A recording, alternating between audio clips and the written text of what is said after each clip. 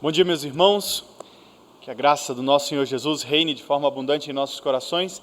É um privilégio, mais uma vez, estarmos tendo a oportunidade de compartilhar a palavra de Deus e meditarmos nela. E a gente cantando hino de Natal, eu já fico assim, super feliz, né? Acho que podia ser Natal o ano inteiro para a gente poder cantar a música de Natal. E aí a gente tem que lembrar, né? Acho que a gente não precisa esperar Natal não, viu, pessoal? A gente pode lembrar aí no meio do ano, canta uma música de Natal, eu acho que ia ser legal. O pessoal ia achar meio estranho, talvez, mas cantar a Noite de Paz, assim, em abril ia ser diferente, mas ia ser bom. E é uma alegria a gente poder meditar e pensar na palavra de Deus, e eu me senti desafiado. Eu até pensei em adiantar algum dos salmos. Eu tenho aproveitado esse período esse ano, principalmente nessa fase da quarentena, e as oportunidades que eu tenho tido pela manhã de trazer a palavra do Senhor, eu tenho utilizado os salmos como expressão das nossas almas, em momento que nós muitas vezes não encontramos palavras para poder dizer aquilo que precisamos dizer para o Senhor. E olha que oportuno, no próximo salmo, na sequência do que estava na minha listinha para poder pregar, ele tem uma mensagem de salvação, e eu penso, mensagem de salvação para o Natal. E eu falei assim, glória a Deus por isso. Não vou precisar adiantar, pensar num salmo mais para frente, e eu posso seguir até a sequência. E só para explicar, eu estou pulando o Salmo 13, porque a gente teve o privilégio de ouvir o reverendo Ricardo Barbosa pregando aqui na igreja no evento do aniversário. Então, eu vou usar o Salmo 14. Convido você a abrir a palavra de Deus comigo no Salmo de número 14.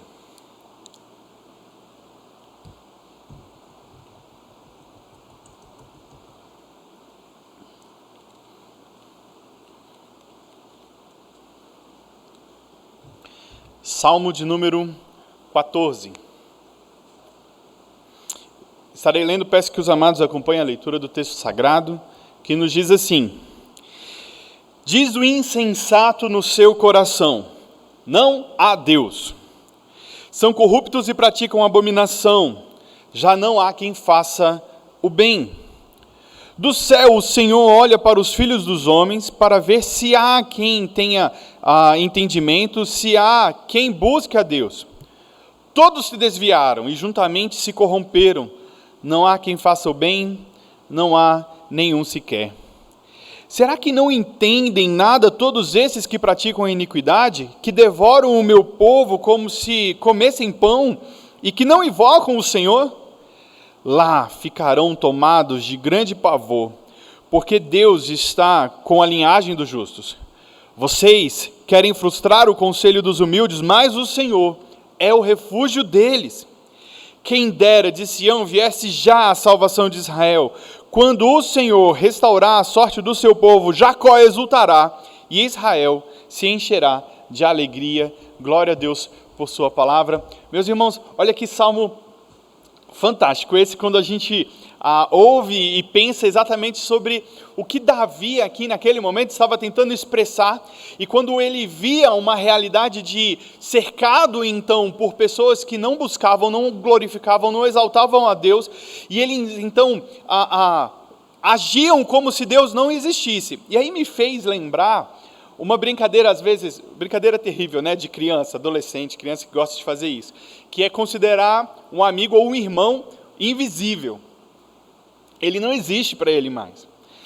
E é terrível, porque às vezes você está ali naquele ambiente e você tem 2, 3, 4 amigos juntos naquele lugar, e você chega, e você é invisível, sabe? Não aparece ninguém, e as pessoas agem e agiam como se você não existisse.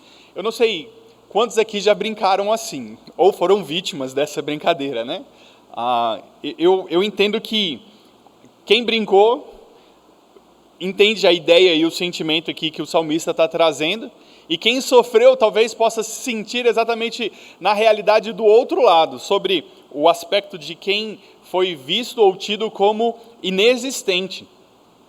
E o texto ele não está nos falando ou trazendo a ideia de um ateísmo intelectual, mas há uma atitude quanto à pessoa e à presença de Deus, de ignorar exatamente a existência de Deus, e as suas atitudes, as suas práticas são e eram práticas que ignoram completamente a pessoa e a presença de Deus nas nossas vidas. É essa a ideia que o salmista está falando aqui. E sabe o que me desperta mais? A curiosidade, muitas vezes tristeza, quando eu percebo uma realidade dessa e como que Davi traz à tona essa situação. É que quando ele está falando isso, ele não está falando de povos pagãos. Ele está falando da realidade de próprio Israel. E ele traz então a ideia exatamente de um exagero, quando ele utiliza uma expressão na teologia que a gente fala de antropomorfismo, ou a ideia de manifestar emoções ou sentimentos humanos para com a realidade de Deus.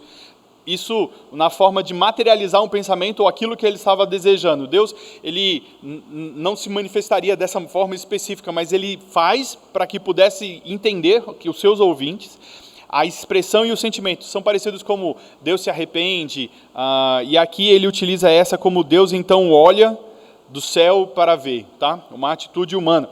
E aí quando ele utiliza essa ideia ou essa figura para poder, num aspecto de exagero, quanto à sua perplexidade diante do fato, era Deus olha do céu e buscando na terra ver o que estava acontecendo, ele não acha um justo, nenhum sequer, não há quem busque a Deus.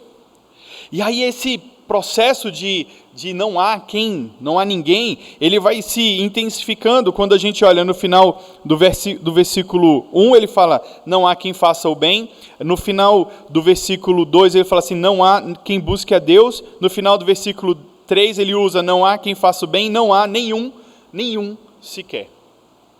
E nesse crescente, na ideia de trazer a ideia exatamente da gravidade do momento em que eles estavam vivendo, da forma como as pessoas estavam agindo, ignorando completamente a existência e a realidade de Deus, vivendo conforme os seus próprios desígnios e desejos do coração.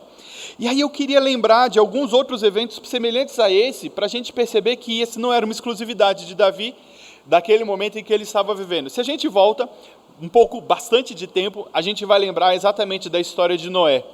Quando Deus então vê a terra e percebe que a maldade do povo então chegou até Deus ao ponto dele desejar eliminar completamente a raça humana na terra, fazendo com que um dilúvio viesse sobre o povo e apenas Noé e sua família, como remanescentes fiéis desse processo, fossem salvos. A gente ainda pode ir um pouquinho mais para frente. A gente lembra de Ló, quando o anjo do Senhor aparece para Abraão, e Abraão ali intercedendo por Ló e sua família e aquela cidade, fala, Senhor, se tiver 100, 50, 10 justos naquela cidade, aí o anjo do Senhor ali, ele diz, por 10 justos eu não destruirei a cidade. Nem 10 justos na cidade. E a cidade foi destruída. Aí a gente ainda começa a lembrar a ideia, e agora a emoção, né? Quando Elias, diante do Senhor, no momento fugindo ali de Jezabel, ele fala, Senhor, estou sozinho, todo mundo foi embora, até que o anjo diz, olha, existem uma multidão que não se curvaram, e eles permanecem juntos e fiéis. Sabe esse sentimento de que eu estou sozinho? Era mais ou menos isso que Davi estava sentindo. Eu estou sozinho, não tem ninguém para ombrear comigo essa batalha e luta da justiça, do direito, daquilo que deve ser feito. E então ele diz, não há quem faça o bem, não há nenhum sequer. Mas eu queria dizer o seguinte, que o texto ele até mesmo expressa que há justos, e esses que são tidos como os injustos, os que não fazem o bem, oprimiam e levantavam-se contra eles. Nós vemos agora a indicação da prática desses injustos, dessas pessoas, nos versículos 4 até o 6. E sempre Deus sempre preservará e manterá um remanescente, aquele que buscará o Senhor, que permanecerá firme, fiel à palavra de Deus. Então, quando o próprio salmista, ele traz, esses que praticam a iniquidade, devoram o meu povo, como se comessem o pão, e aí eles falam o seguinte, vocês querem frustrar os conselhos dos humildes, no versículo 6, ele exatamente está falando desses remanescentes, desses que são fiéis. Eles, então, quando falando sobre os injustos, eles fazem atrocidades contra o povo de Deus, ignoram quem é Deus, o que Deus faz por eles, que Deus é o refúgio dos justos, é o nosso porto seguro, em quem e aonde nós podemos nos ancorar e permanecer firmes. Deus está com a linhagem dos justos, essa é uma das expressões fantásticas que aparece aqui. E o final do texto ele nos fala sobre a salvação. A salvação vem do Senhor. E um desejo do salmista nesse texto era que ela fosse abreviada. E sim, quem dera, olha a expressão, quem dera de Sião viesse já a salvação de Israel. Quem dera de Sião viesse já. A ideia da urgência, da necessidade de que fosse resgatado então a realidade de que aquele povo estava vivendo, de opressão, de perseguição, de lutas, de pessoas que não faziam não faziam o bem, que não buscavam a Deus, que afastavam-se do Senhor. E então ele fala sobre a alegria, a realidade da salvação, exatamente como exultariam Israel, como uma perspectiva do povo, e como que Jacó então se encheria de alegria. Essa é a realidade que Davi estava vivendo. E eu gosto de pensar e perceber exatamente que nós não estamos em uma realidade muito diferente da de Davi. E aí eu queria que a gente começasse a pensar exatamente sobre o aspecto do Natal. Quando a gente fala sobre Natal, nós estamos trazendo à tona e evocando exatamente uma das datas mais memoráveis e importantes da nossa fé cristã. O milagre realizado por Deus do nascimento de Cristo Jesus, de uma virgem, e esse milagre acompanhado de outros eventos miraculosos. Nós temos a estrela do Oriente, a aparição dos anjos, o Senhor enviando mensageiros para falar com José, para falar com os magos do Oriente, para falar com os pastores, para falar com Maria e José, para que eles pudessem fugir ali do rei Herodes, o nascimento de Jesus. Todos esses aspectos são realidades que, envolvendo o nascimento de Jesus, são maravilhosos. E quando hoje nós paramos e pensamos nessa data, e eu queria trazer exatamente a ideia de como que passamos de deixar de lembrar do Natal e como que o lugar onde nós estamos inseridos, pensando também no nosso aspecto como fé cristã, nos esquecemos da ideia do Natal. Até pouco tempo, quando nós desejávamos alegria para esse momento, a gente falava Feliz Natal e um bom Ano Novo. Sabe como que a gente tem feito agora? Falam boas festas. A palavra Natal, que evocava tanto o aspecto do sentido do nascimento de Jesus, foi substituído por um momento de confraternização. A gente não lembra mais exatamente sobre o motivo pelo qual nós estamos aqui, e por causa dessa data, e o que nós trazemos à memória e lembramos. Virou festa. E os desejos, se você observar, falam boas festas. Assim, é uma expressão alegre? Mas a gente deixa de falar exatamente que naquele momento nós estamos celebrando e trazendo à nossa memória o nascimento de Cristo Jesus. Passamos então a muitas vezes agir como aqueles que estavam sendo tidos como os ímpios, aqueles que não há Deus. No nosso dia a dia, nós muitas vezes nos esquecemos da realidade de um Deus que nos ama e cuida de nós. E se olharmos para fora da igreja, como que isso está muito mais à tona e como que essa realidade é muito maior. As pessoas se esqueceram do nosso Senhor. E esse momento foi substituído por outras festividades, outras coisas que não apontam e refletem a realidade do porquê que nós estamos adorando a Deus. Por que esse dia é lembrado na fé cristã? E muitas vezes nós, como igreja, nos deixamos envolver sobre um aspecto mercadológico e criamos as nossas casas sobre essa perspectiva. Perceba como que isso vai entrando dentro da nossa cultura.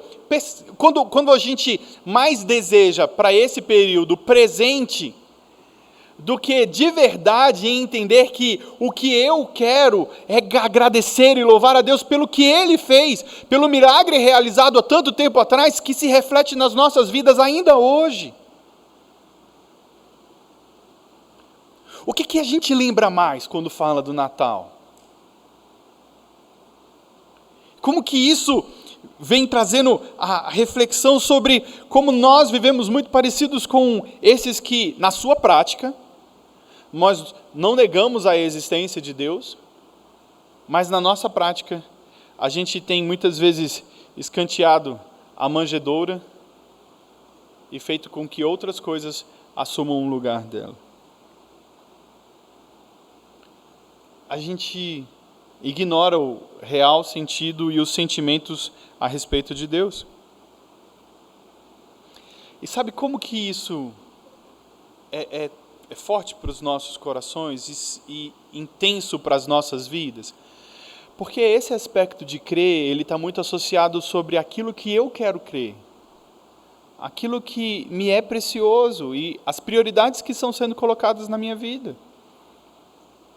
Não é algo que a gente faz de maneira automatizada. A gente vai deixando as coisas entrarem nas nossas vidas e muda muito a nossa perspectiva a respeito do que é a nossa fé.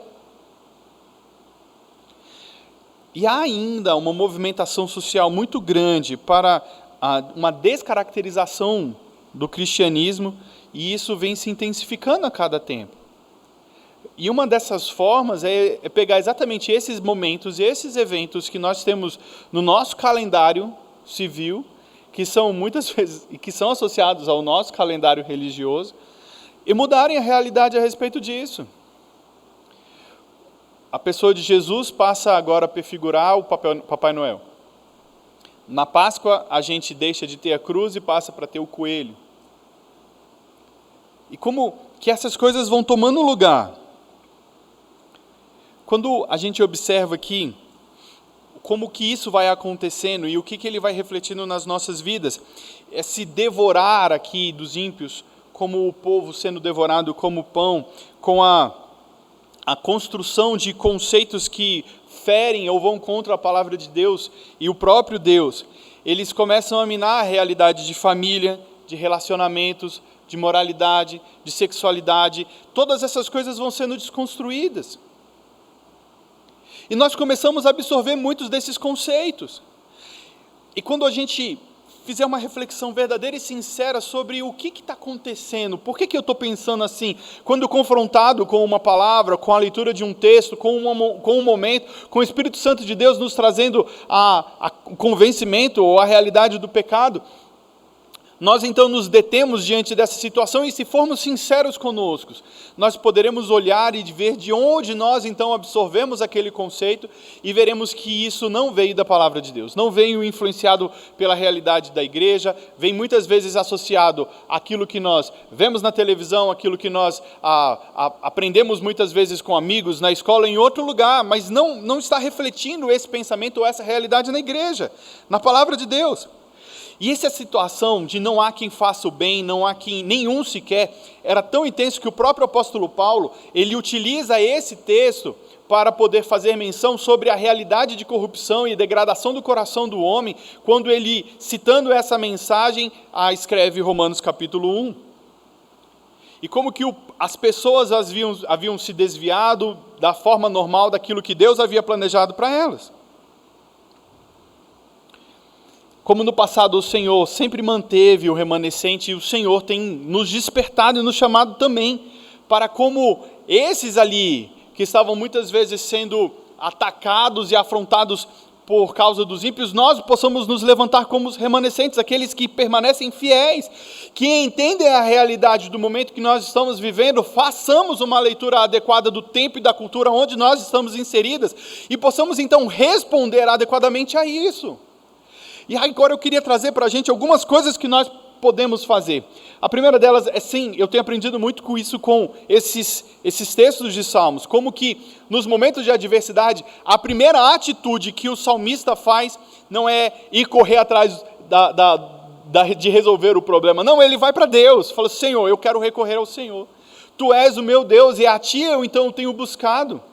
Esse texto aqui, ele está clamando a Deus para que o Senhor possa, vendo a realidade em que eles estão vivendo,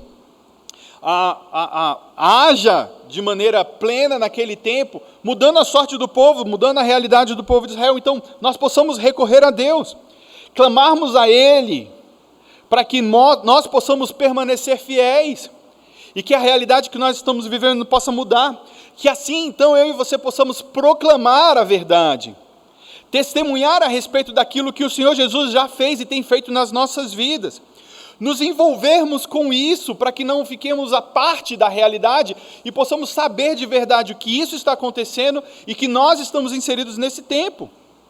Não somente ficar tentando enxergar, mas como eu disse, estudarmos, olharmos para a nossa cultura, o momento em que nós estamos inseridos, de forma sistematizada, estudar esse tempo, olhar para isso, não simplesmente nos deixarmos levar por uma realidade, mas, o que está acontecendo? Deixa eu entender um pouco melhor disso. E aí a gente precisa se envolver, estudar, buscar bons livros, boas referências, para que possam nos ajudar a enxergar esse momento sobre as óticas adequadas do Evangelho. Nos manifestarmos contra exatamente a realidade que está acontecendo. Quanto todos esses processos de desconstrução que estão sendo realizados à nossa volta, que nós possamos permanecer firmes e termos então uma posição concreta a respeito daquilo que nós cremos e respondemos adequadamente à razão da esperança que há em nós. Davi aqui, depois de todo esse momento de perceber que a realidade que ele estava vivendo era uma realidade terrível e como que esses ímpios se insurgiam contra o povo de Deus, de dentro da própria comunidade, ele faz um clamor para que de Sião, e aqui era a ideia de Jerusalém, ali o lugar onde a presença de Deus era manifestada de forma concreta. Hoje, com a graça da ressurreição de Cristo Jesus, esse lugar então específico foi rompido, e hoje aonde nós estivermos, o Senhor tem estado conosco. E assim então, ele desejava que de Sião viesse já a salvação. Como eu disse, a salvação vem do Senhor. Não vem de mim, não vem de nenhum de nós aqui, a salvação vem do Senhor. E no seu plano redentivo, ele já havia contemplado exatamente e planejado o nascimento de Jesus, a morte do Senhor, sua ressurreição e a redenção do seu povo. E como que isso, planejado antes da criação do mundo, vem acontecendo e hoje, diferente de Davi, que ele desejava ver, nós hoje já podemos contemplar aquilo que Deus realizou e foi manifestado e revelado na sua palavra e nos foi entregue. Jesus veio, Jesus nasceu, Jesus viveu entre nós, testemunhou entre nós, nos ensinou, morreu na cruz e ressuscitou para nos salvar. Percebe que parte dessa esperança que Davi estava apontando era uma esperança que apontava para o próprio Cristo e para a cruz do Calvário. E como que agora, hoje, eu e você, tendo consciência disso, somos mais privilegiados do que os leitores do Salmo, no primeiro momento. E não só mais privilegiados, nós somos mais responsáveis. Nós devemos agora com uma responsabilidade maior, porque aquilo que eles esperavam, tendo nos visto o que aconteceu, nós agora esperamos o quê? A conclusão de todo esse processo. Nós esperamos agora o processo da consumação, a glorificação. E então, com o mesmo talvez desejo que eles aspiravam, e ali como o texto que nós lemos na abertura do nosso culto hoje, em que Simeão, ele entendia aquilo que Deus estava fazendo. E quando ele vê Jesus, ele fala: o Senhor pode me despedir em paz, porque eu já vi a salvação de Israel. Hoje nós vemos a salvação do povo, nós enxergamos aquilo que Deus fez na história para remir o seu povo. E agora nós então temos essa graça de enxergar a salvação já realizada por Deus a nós, e nós somos alvos desse amor. Tendo sido alvos desse amor, como eu disse, nós precisamos proclamar, clamar, testemunhar, se envolver, estudar, manifestarmos sobre o que está acontecendo e termos posição concreta a respeito de tudo isso. Nós já podemos então ver todo esse processo, parte desse plano de Deus já foi cumprido. Nós esperamos o final, a consumação, e os nossos desejos agora precisam estar muito mais envolvidos sobre isso, sobre esse aspecto, e lembrarmos, trazermos sempre à memória aquilo que o Senhor já fez na história, e que Ele permanece imutável, e tem cuidado da gente, a encarnação de Cristo Jesus. Esse é o motivo para que nós possamos estar alegres. A salvação manifesta de Deus aqui, como ele diz, que Jacó exultará, Israel encherá-se de alegria. Eu e você podemos hoje nos alegrar exatamente por causa daquilo que Deus já realizou na história a respeito do nascimento, da morte e da ressurreição de Cristo Jesus. E agora nós ainda temos uma esperança. Nós ainda aguardamos o final de tudo isso. Mas que durante esse tempo possamos orar para que ele possa ser abreviado, mas sim lembrarmos das realidades do real motivo pelo qual nós buscamos a Deus. Porque nós estamos aqui. Para que as nossas atitudes não sejam parecidas com aquela que Davi teve a oportunidade de ver e escrever, de dizer, não há quem busque a Deus, não há nenhum sequer que faça o bem. Eles dizem, através das suas atitudes, Deus não existe. Que eu e você possamos abraçar a fé e vivermos a realidade do Evangelho como uma prioridade gigantesca nas nossas vidas. Entendendo que Deus, Ele tem cuidado de nós. E Ele tem feito a sua vontade em nós, através de nós e por nós. Que o Senhor nos abençoe, em nome de Jesus. Feche seus olhos, nós vamos orar mais uma vez nesse momento. Deus Santo, Pai amado e querido, glorificamos o Teu nome nessa manhã. Deus, e pedimos que possamos ser achados justos pelo Senhor, íntegros e verdadeiros. Pai, que as nossas atitudes não sejam atitudes assemelhadas com aqueles que Davi, então, identificando com o que as suas atitudes declaravam, Deus não existe. Mas que antes possamos recorrer, buscar e saber sempre que Tu és o nosso Senhor, que nos ama e tem, Pai, agido em nossas vidas. Que esse tempo de Natal, possa ser lembrado pela realidade que Ele é, o nascimento de Jesus. E que, Pai, esse momento, possam pessoas serem alcançadas pela Tua graça, pelo Teu amor. E que Jesus nasça no coração delas, assim como nasceu numa manjedoura. Nós possamos ver a graça do Senhor agindo na vida dessas pessoas e glorificarmos o Teu nome dia a dia, mais e mais. Em nome de Jesus. Aleluia. Amém. Amém. Glória a Deus.